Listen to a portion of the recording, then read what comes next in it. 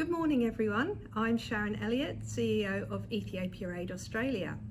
And today I've got a quick update for you regarding the ongoing conflict in northern Ethiopia and particularly how this has affected our work in the nearby Simien Mountains. As you know, this Christmas we are raising desperately needed funds for healthcare in the Simien Mountains, where a lack of roads and medical clinics are endangering the lives of pregnant women and unborn children. But recently, rebel forces from Tigray moved south into the North Gondar zone of the Amhara region, where the Simien Mountains are.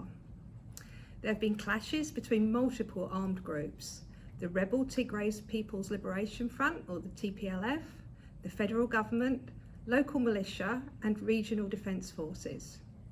Two of the medical clinics we support had to be evacuated, which also meant that valuable medical supplies were lost, something we could ill afford when they were already in short supply. Recently, I had a meeting with Brian Lovatt, who's the co-founder of our project partners, Simien Mountains Mobile Medical Service. Even at the height of tension, Brian's team did all they could to keep their vital health services running. I'll share with you now the conversation I had with Brian so that you can hear directly from him how this work has been affected. Well, it is a concern. It has been from the beginning.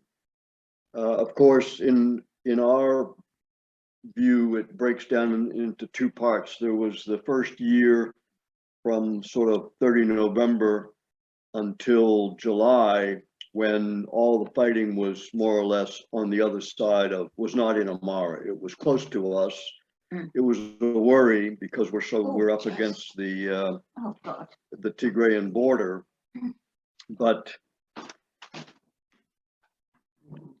other than concern, there was no immediate threat. That changed in the latter part of July this year, when in fact the Tigrayans moved south into the Amara region, where we are, into the North Gondar zone. And at the height of it, actually were on the outskirts of Debark, where our main office is, and even had infiltrated south of Debark down toward past even Dabat, which is the southern extremity of the North Gondar zone, where we have midwives at all the different health centers. So that was a very scary period. Two of the health centers that we support were overrun. So two midwives in Adiarkai, they were evacuated. Didn't seem to be any dramas. I think there was transport, there was a road, there were buses, so they got out okay. But in the mountains, the ward of Talempt was overrun, and we had one midwife escape in the middle of the night, a female, and had a very tough ordeal, walked all the way to Debark, about 100 and some odd kilometers, 20 kilometers or so, that she walked in over the course of 3 days over the mountains. Had to get some young boys to escort her for safety, and all sorts of dramas. And the other midwife there, who we lost track of for a while, he stayed at the health center and with a few others, and was there amongst 2,000 Tigrayan fighters who gave them a hard time at first, but they treated them for malaria. They provided some first aid and things.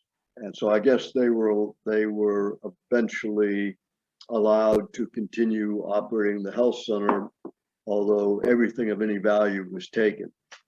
So he's fine. We're now back in touch with him. So those are the only two areas that were directly impacted.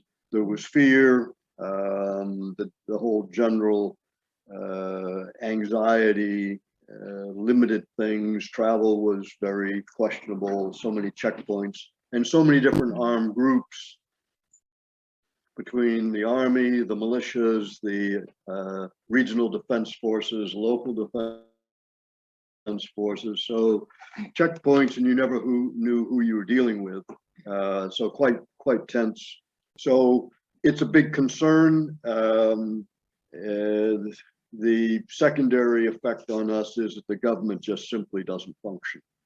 So things that we have to get assistance from the federal government for simple things like customs clearance, approvals, import, just the normal bureaucracy of things we have to do to get duty-free import, Food and Drug Administration to give us permission. Those things just, if it can be more difficult, it's more difficult. So, I mean, in a nutshell, that's kind of it. I think the bigger concern overall is trying to see how this will get better at any point. That seems to be a long way off.